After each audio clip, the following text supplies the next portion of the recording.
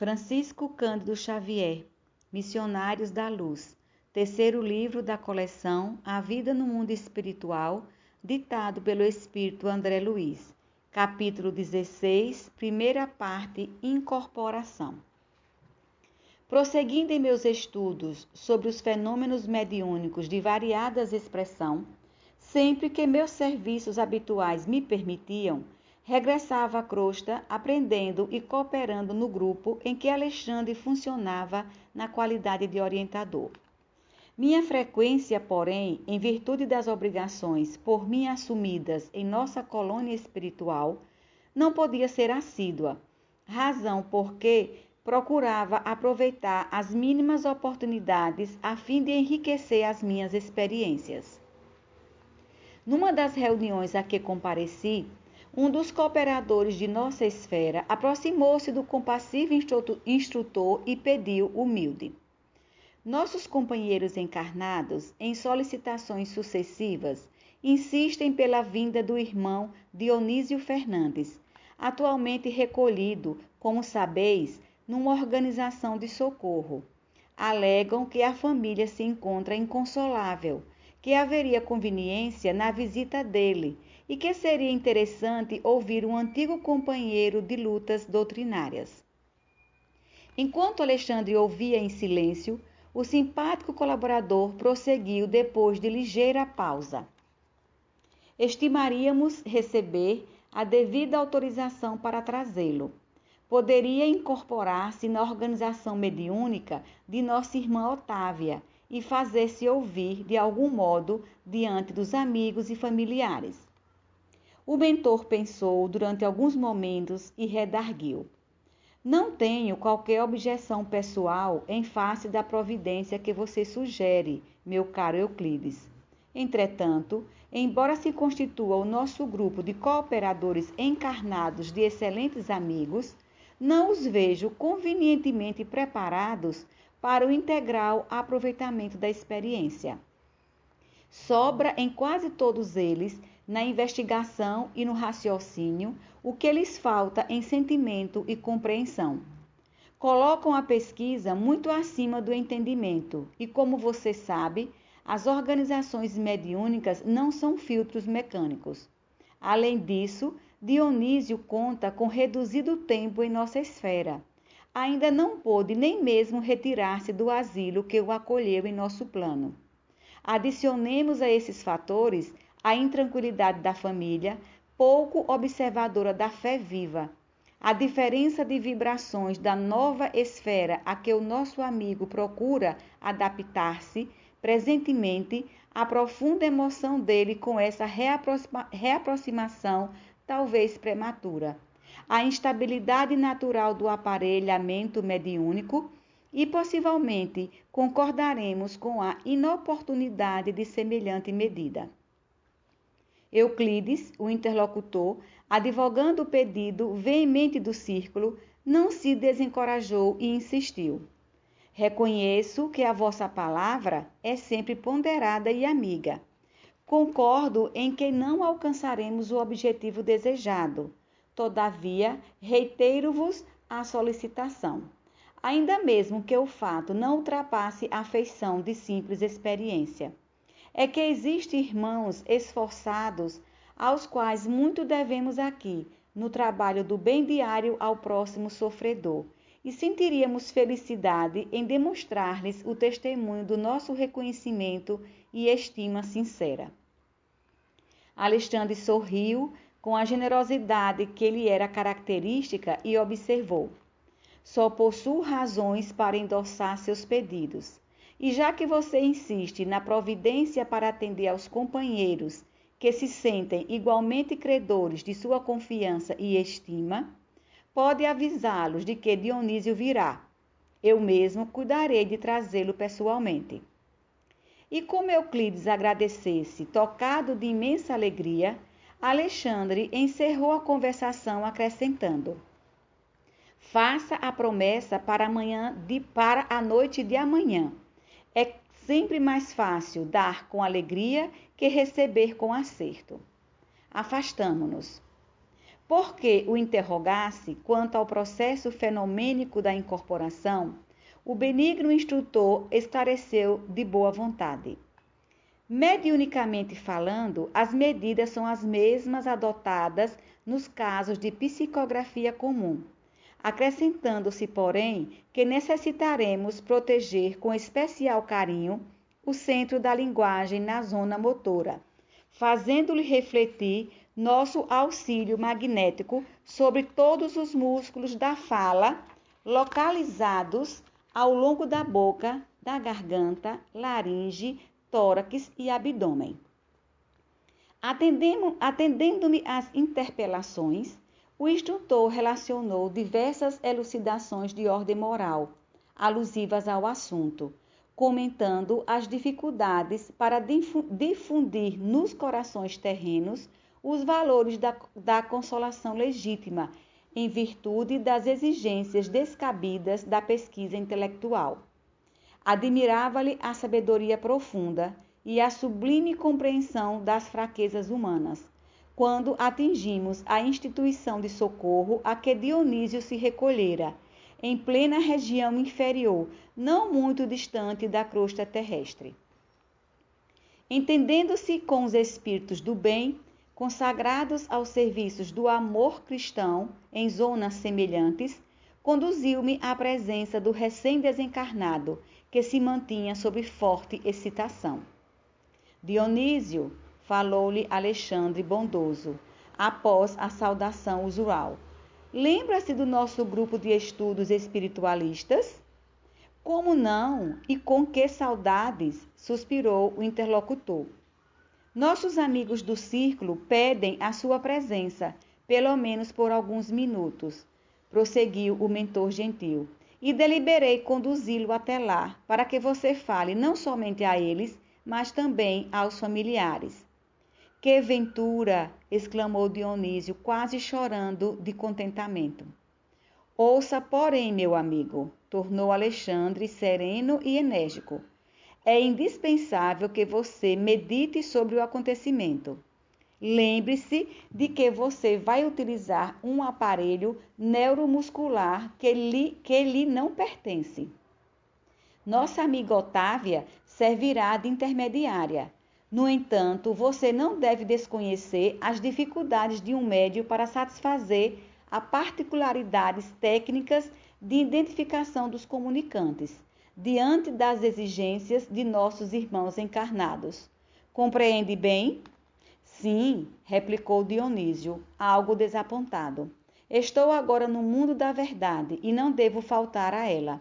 Recordo-me de que muitas vezes recebi as comunicações do plano invisível através de Otávia com muitas prevenções, e não raro vacilei, acreditando-a vítima de inúmeras mistificações.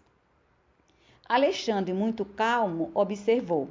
Pois bem, agora chegou a sua vez de experimentar. E se antigamente era tão fácil para você duvidar dos outros, desculpe a fraqueza dos nossos irmãos encarnados, caso agora duvidem de seu esforço. É possível que não alcancemos o objetivo. Entretanto, nossos colaboradores insistem pela sua visita e não devemos impedir a experiência. Antes que Dionísio se internasse em novas considerações, o interlocutor rematou. Concentre-se com atenção sobre o assunto. Peça a luz divina em suas orações e espere-me. Conduzi-lo-ei em nossa companhia, deixando-o na residência da médium com algumas horas de antecedência, para que você encontre facilidades no serviço de harmonização. Despedimo-nos em seguida, registrando efusivos agradecimentos do interlocutor. O caso interessava-me, por isso mesmo roguei a permissão de Alexandre para acompanhá-lo de mais perto. Autorizado a fazê-lo, segui o instrutor que se dirigiu no dia seguinte à instituição a que Dionísio se recolhera, amparando-o convenientemente para a visita projetada. Com a gentileza de sempre, Alexandre guiou-nos até a moradia da médium Otávia, onde Euclides, o benevolente amigo da véspera, nos aguardava cheio de atenções. O prestimoso mentor despediu-se com delicadeza extrema e, deixando-me em companhia dos novos colegas, acrescentou: a reunião dos companheiros encarnados terá início às 20 horas. Todavia, entre 18 e 19 horas, estarei aqui de regresso, a fim de acompanhá-los ao nosso núcleo de serviço. E, fixando-me, concluiu bondosamente: aproveite a aproximação de Euclides, meu caro André. Um bom trabalhador tem sempre proveitosas lições a ensinar. Euclides, sorrindo, agradeceu comovido e conduziu-nos ao interior doméstico, enquanto Alexandre se afastava noutra direção. Detivemo-nos em um humilde aposento. Nesta parte da casa, explicou-nos o guia acolhedor, a nossa irmã Otávia costuma fazer meditações e preces.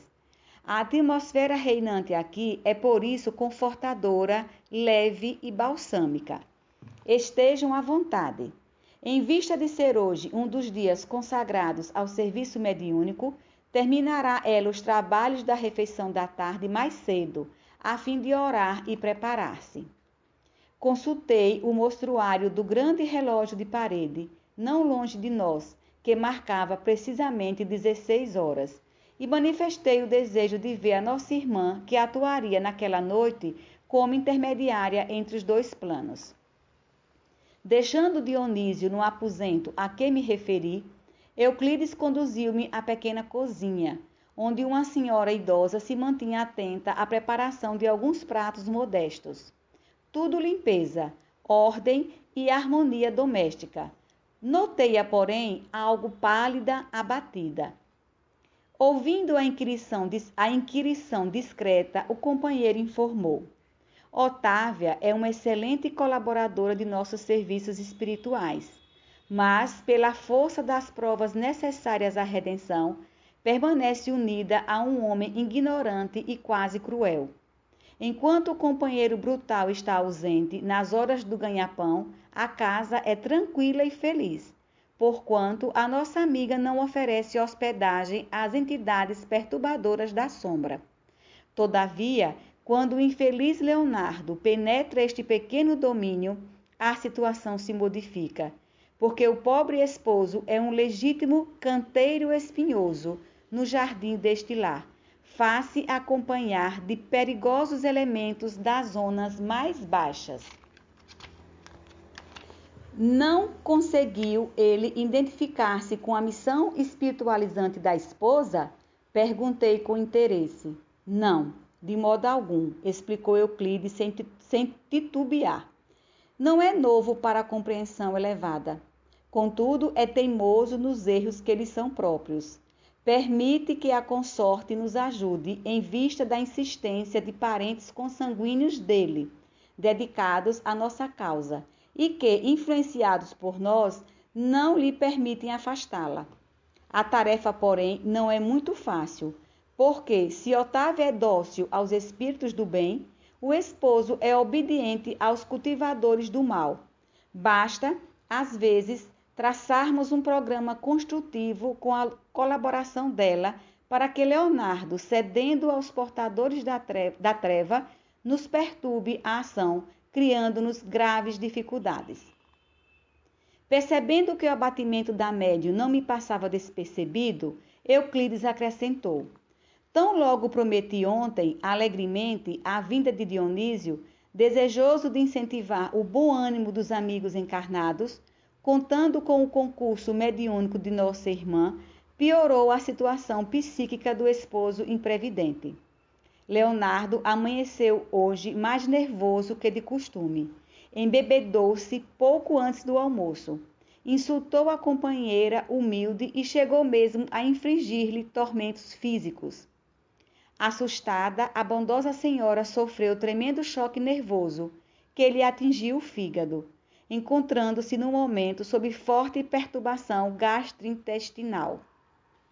Por isso, a alimentação dela foi muito deficiente durante o dia e não tem podido manter a harmonia precisa da mente para atender com exatidão aos nossos propósitos.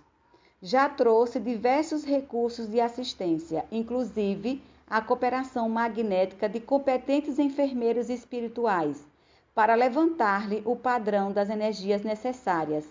E só por isto é que a pobrezinha ainda não tombou a camada, embora se encontre bastante enfraquecida, apesar de todos os socorros. Francisco Cândido Xavier, Missionários da Luz. Terceiro livro da coleção, A Vida no Mundo Espiritual, ditado pelo Espírito André Luiz. Capítulo 16, segunda parte, Incorporação. Algo desapontado, Euclides considerou após curto silêncio. Como sabe, a harmonia não é realização que se improvise. E se nós, os desencarnados devotados ao bem, estamos em luta frequente pela nossa iluminação íntima, os médios são criaturas humanas, suscetíveis às vicissitudes e aos desequilíbrios da esfera carnal.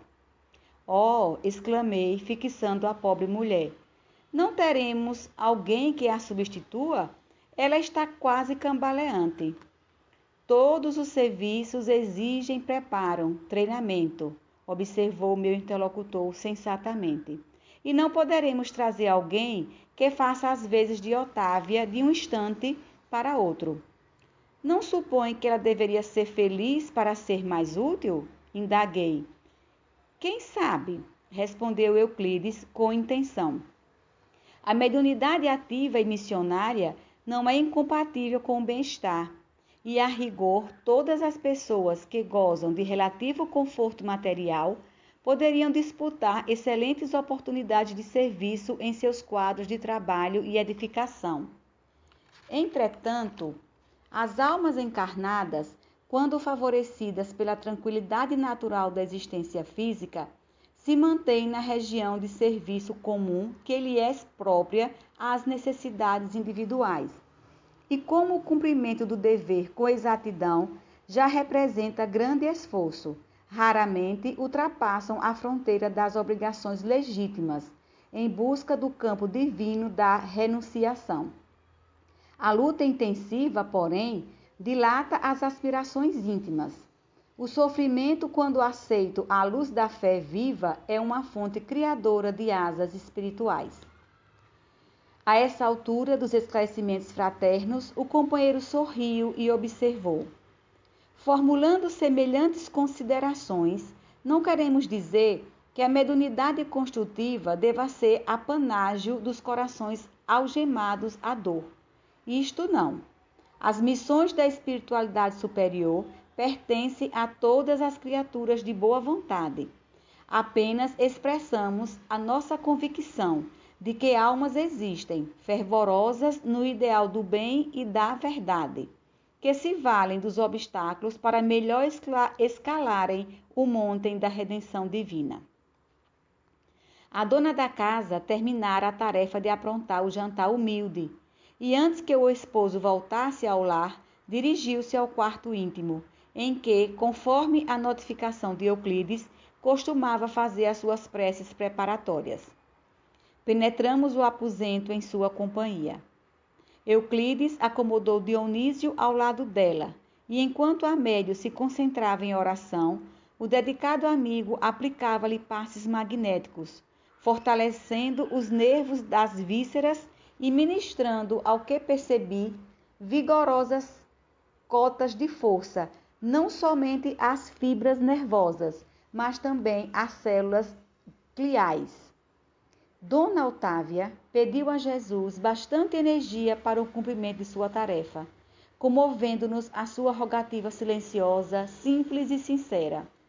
Meditou na promessa que os amigos espirituais haviam levado a efeito na véspera relativamente à comunicação de Dionísio recém-desencarnado.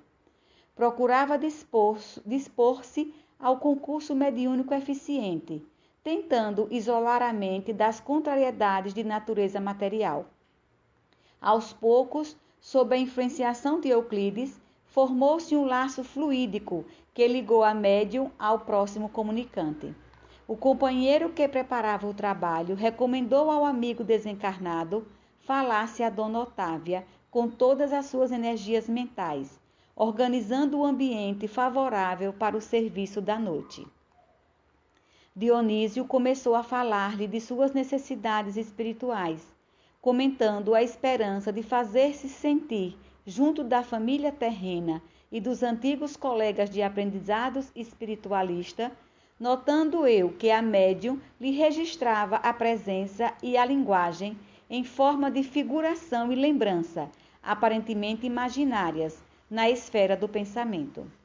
Observei com interesse a extensão da fronteira vibratória que nos separava dos espíritos encarnados, porquanto, em nos achando ali, em frente a uma organização mediúnica adestrada, precisávamos iniciar o trabalho de comunicação, como quem estivesse muitíssimo distante, vencendo devagarinho os círculos espessos de resistência.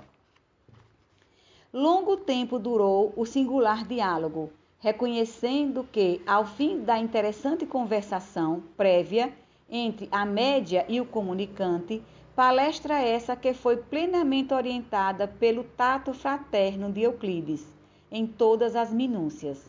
Dona Otávia parecia mais ambientada com o assunto, aderindo com clareza ao que Dionísio pretendia fazer. Tudo ia bem, e não me cansava de admirar aquele inesperado serviço de preparação mediúnica, quando aconteceu alguma coisa muito grave. O dono da casa chegava de volta, quebrando de modo violento a tranquilidade das vibrações em que nos mergulhávamos. Vociferando logo à entrada, obrigou a esposa a levantar-se de súbito. O infortunado senhor semelhava-se a um brutamontes, nas suas características de tirano doméstico. Algumas entidades galhofeiras e perversas constituíam-lhe o séquito. Dona Otávia serviu o jantar, fazendo prodígios no campo da paciência evangélica. Finda a refeição muito simples, a que compareceu o esposo junto de 2 filhos maiores, a nobre senhora falou ao marido em particular. Leonardo, como você sabe, irei hoje à reunião, saindo antes das 8. Quê? Exclamou o interlocutor, encharcado de vinho, a cofiar os bigodes grisalhos. A senhora hoje não pode sair. Nada de sessões. Hoje, não. Impressionado com aquela atitude intempestiva, perguntei a Euclides, que seguia a cena muito calmo. E agora? Já previa a ocorrência. Redarguiu-me com manifesta tristeza no olhar e pedi a uma de nossas irmãs trouxesse até aqui uma tia do bulhento Leonardo, que intercederá a favor de nossos desejos. Não devem tardar. Trata-se de pessoa a que se renderá sem esforço. Com efeito, enquanto Dona Otávia enxugava o pranto em silêncio, recompondo a mesa de refeições, ouviram-se palmas à porta. Leonardo foi atender, e em breves minutos, uma entidade desencarnada muito simpática penetrava o interior, acompanhando uma velha senhora de semblante acolhedor e risonho. A cooperadora de Euclides veio até nós, cumprimentando-nos sorridente. Profundamente surpreendido em face de tantos trabalhos para a organização de pequeno serviço consolador, fiz-me atento à conversação que se desdobrou entre os encarnados. Ainda bem que a luta do dia terminou, disse a respeitável matrona, dirigindo-se à médium, depois das primeiras saudações. Vim até aqui para irmos juntas. Otávia procurou esconder sua mágoa, sorriu com esforço e respondeu: Ora, minha amiga Georgina, hoje não posso. Leonardo está indisposto e pretende recolher-se mais cedo. Já sei, observou a visitante, com carinho nas palavras e severidade nas atitudes, fixando o chefe da casa. Você, Otávia, tem compromissos e não pode faltar.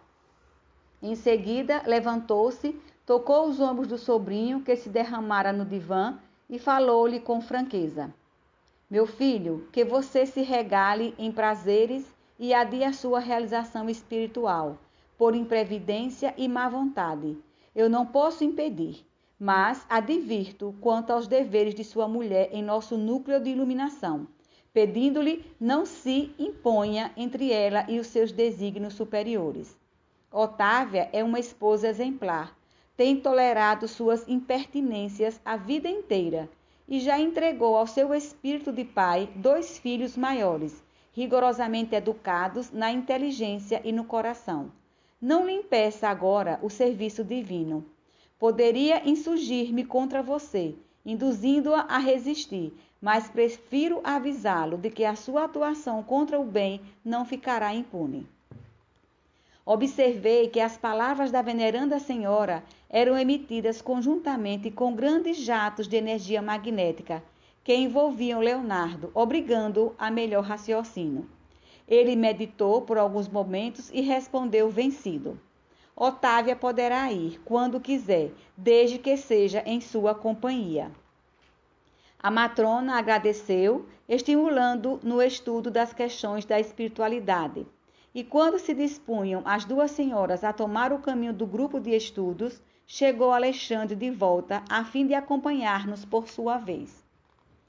Reconheci que o instrutor notou de relance o estado de abatimento da médium, percebendo as dificuldades que se opunham à prometida comunicação de Dionísio. Mas longe de se referir às advertências da véspera, ele próprio agora era quem se mostrava mais otimista, estimulando ao que notei o entusiasmo de Euclides a serviço do bem. Atingimos o vasto salão daquela oficina de espiritualidade, quando faltava precisamente 1/4 para as 20 horas. Como sempre, os trabalhadores de nosso plano eram numerosíssimos nos múltiplos trabalhos de assistência, preparação e vigilância. Enquanto alguns amigos ansiosos e a família do comunicante, constituída de esposa e filhos, aguardavam a palavra de Dionísio, muito grande era o nosso esforço para melhorar a posição receptiva de Otávia. Alexandre, como de outras vezes, esmerava-se em ministrar o exemplo da cooperação sadia. Determinou que alguns colaboradores dos nossos auxiliassem o sistema endocrínico de maneira geral e proporcionassem ao fígado melhores recursos para a normalização imediata de suas funções, estabelecendo-se determinado equilíbrio para o estômago e intestinos, em virtude das necessidades do momento, para que o aparelho mediúnico funcionasse com a possível harmonia. Às 20 horas, reunida a pequena assembleia dos irmãos encarnados, foi iniciado o serviço, com a prece comovedora do companheiro que dirigia a casa. Francisco Cândido Xavier, Missionários da Luz, 3º livro da coleção A Vida no Mundo Espiritual, ditada pelo Espírito André Luiz, capítulo 16, 3ª parte, Incorporação.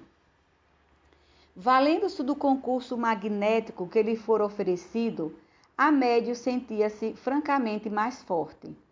Mais uma vez contemplava admirado o fenômeno luminoso da epífise e a acompanhava o valioso trabalho de Alexandre na técnica de preparação mediúnica, reparando que ali o incansável instrutor se detinha mais cuidadosamente na tarefa de auxílio a todas as células do córtex cerebral, aos elementos do centro da linguagem e às peças e músculos do centro da fala. Terminada a oração e levado a efeito o equilíbrio vibratório do ambiente, com a cooperação de numerosos servidores de nosso plano, Otávia foi cuidadosamente afastada do veículo físico, em sentido parcial, aproximando-se de Dionísio, que também parcialmente começou a utilizar-se das possibilidades dela.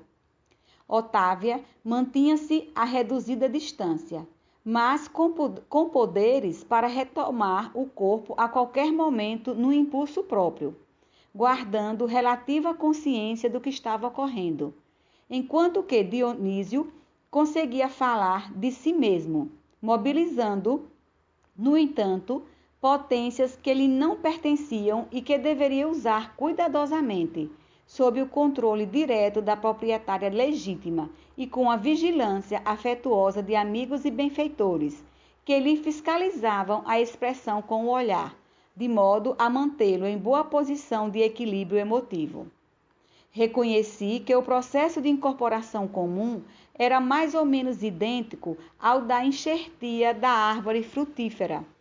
A planta estranha revela suas características e oferece seus frutos particulares, mas a árvore enxertada não perde sua personalidade e prossegue operando em sua vitalidade própria. Ali também, Dionísio era um elemento que aderia às faculdades de Otávia, utilizando-as na produção de valores espirituais que lhe eram característicos, mas naturalmente subordinado a médium, sem cujo crescimento mental, fortaleza e receptividade não poderia o comunicante revelar os caracteres de si mesmo perante os assistentes. Por isso mesmo, logicamente, não era possível isolar por completo a influenciação de Otávia vigilante. A casa física era seu templo, que urgia defender contra qualquer expressão desequilibrante. E nenhum de nós, os desencarnados presentes, tinha o direito de exigir-lhe maior afastamento, porquanto lhe competia guardar suas potências fisiológicas e preservá-las contra o mal, perto de nós outros ou à distância de nossa assistência afetiva. A nossa atmosfera de harmonia, porém, não conseguia sossegar a perturbadora expectativa dos companheiros encarnados. Entre nós prevaleciam o controle, a disciplina, o autodomínio. Entre eles sopravam o desequilíbrio e a inquietação. Exigiam um Dionísio homem pela boca de Otávio, mas nosso plano lhes impunha um Dionísio espírito pelas expressões da médium. A família humana aguardava o pai emocionado e ainda submetido a paixões menos construtivas, mas auxiliávamos o irmão para que sua alma se mantivesse calma e enobrecida em benefício dos próprios familiares terrestres. Falava o comunicante sob forte emotividade, mas Alexandre e Euclides, ocupando-se respectivamente dele e da intermediária, fiscalizavam-lhe as atitudes e palavras, para que se manifestasse tão somente nos assuntos necessários à edificação de todos, responsabilizando por todas as imagens mentais nocivas que a sua palavra criasse no cérebro e no coração dos ouvintes. Em vista disso, o comunicante portou-se em todos os pontos da mensagem falada com admirável dignidade espiritual, fazendo, porém, verdadeiros prodígios de disciplina interior, para calar certas situações familiares e conter as lágrimas estancadas no coração. Depois de falar quase 40 minutos, dirigindo-se à família e aos colegas de luta humana, Dionísio despediu-se, repetindo tocante oração de agradecimento que Alexandre lhe ditou comovida. Nosso concurso decorrera com absoluta harmonia. O manifestante ofereceu os possíveis elementos de identificação pessoal, mas a pequena congregação de encarnados não recebeu a dádiva como seria de desejar. Interrompida a concentração mental, com o encerramento, iniciaram-se as apreciações, verificando-se que 4/5 dos assistentes não aceitavam a veracidade da manifestação. Somente a esposa de Dionísio e alguns raros amigos sentiram-lhe efetivamente a palavra viva e vibrante. Os próprios filhos internaram-se pela região da dúvida e da negativa. Interpelado por um dos companheiros, expressou-se o mais velho. Impossível, não pode ser meu pai. Se fosse ele o comunicante, teria naturalmente comentado nossa difícil situação em família. Outros dos filhos de Dionísio ajuntou levianamente. Não acredito em semelhante manifestação. Se fosse o papai, teria respondido às minhas interrogações íntimas. Será que no outro mundo os pais não mais se recordam do carinho devido aos filhos? No grupo em palestra, formado num dos recantos da sala, começou a insinuação maledicente. Apenas a viúva e mais 3 irmãos de ideal se mantinham juntos da médium, incentivando-lhe o espírito de serviço através de palavras e pensamentos de compreensão e alegria. No agrupamento, onde os filhos externavam ingratas impressões, um amigo tocado de cientificismo afirmava solene: não podemos aceitar a pretensa incorporação de Dionísio. Otávia conhece todos os pormenores de sua vida passada. Permanece quase que diariamente em contato com a família. E o espírito comunicante não revelou particularidade alguma pela qual pudesse ser identificado. E depois de lançar a cinza do cigarro em pequenino vaso próximo, acrescentava mordaz: o problema da mediunidade é questão muito grave na doutrina. O animismo é uma erva daninha em toda a parte. Nosso intercâmbio com o plano invisível está repleto de lamentáveis enganos.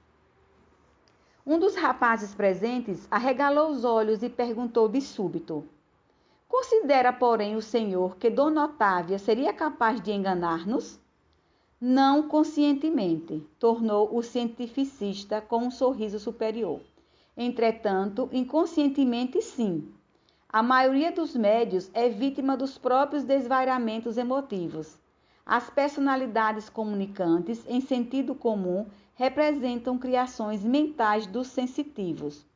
Tenho estudado pacientemente o assunto para não cair, como acontece a muita gente, em conclusões fantásticas. Há que fugir do ridículo, meus amigos. Continuando a sorrir sarcástico, acentuava triunfante: as emersões do subconsciente nas hipnoses profundas conseguem desnortear os mais valentes indagadores. E como se as palavras difíceis e as referências preciosas representassem a derradeira solução do assunto, prosseguia enfático: a fim de corrigir os desbordamentos da imaginação no espiritismo, criou-se a metapsíquica para dirigir as nossas pesquisas intelectuais. E não podemos esquecer que o próprio Richard morreu duvidando. Não lhe bastaram dezenas de anos consecutivos no estudo sistemático dos fenômenos. As próprias materializações não lhe asseguraram a certeza da sobrevivência. Portanto, a reduzida assembleia executava-lhe a palavra importante, como se ouvisse um oráculo infalível. Noutro recanto do salão, comentava-se o mesmo assunto discretamente. Não acredito na veracidade da manifestação, afirmava em voz baixa uma senhora relativamente moça, dirigindo-se ao marido e às amigas. Afinal de contas, a comunicação primou pela banalidade, nada de novo. Para mim, as palavras de Otávia procedem dela mesma. Não senti qualquer sinal concludente com respeito à possível presença de nosso velho amigo. Seria muito desinteressante a esfera dos desencarnados se apenas proporcionasse ao que nos precedem as frivolidades que o suposto Dionísio nos trouxe. Talvez tenha havido alguma perturbação, disse o esposo da mesma senhora. Não nos achamos livres dos mistificadores do plano invisível. O grupo abafava o riso franco. Nunca experimentei tanta decepção como nesses instantes em que examinava o processo de incorporação mediúnica. Ninguém ali ponderava as dificuldades com que Euclides, o bom cooperador espiritual, fora defrontado para trazer à casa o conforto daquela noite.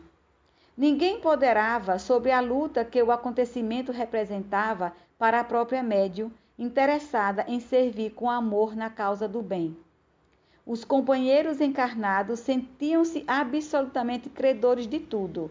Os benfeitores espirituais, na apreciação dos presentes, não passariam de meros servidores dos seus caprichos, a voltarem do além-túmulo tão somente para atender-lhes ao gosto de novidades. Com raríssimas exceções, ninguém pensou em consolo, em edificação, em aproveitamento da experiência obtida. Ao invés do agradecimento, da observação edificante, cultivava-se a desconfiança e a maledicência.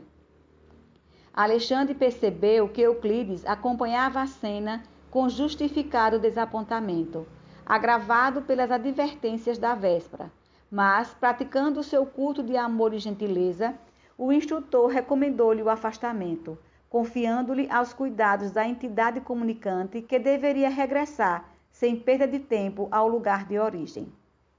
O instrutor acercou-se de mim, compreendeu meu espanto e falou: Não se admire, André. Nossos irmãos encarnados padecem complicadas limitações.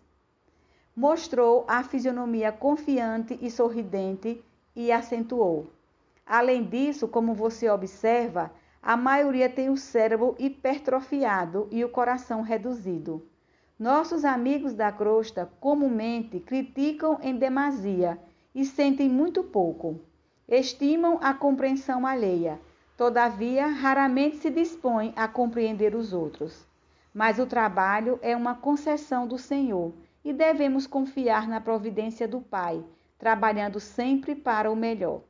Em seguida, fez algumas recomendações a alguns amigos que ficariam na tenda de realização espiritual e falou: Vamo-nos.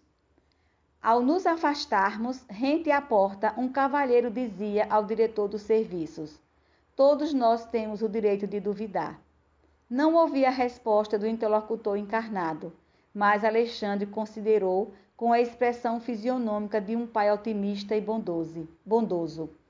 Quase todas as pessoas terrestres que se valem de nossa cooperação se sentem no direito de duvidar. É muito raro surgir um companheiro que se sinta com o dever de ajudar.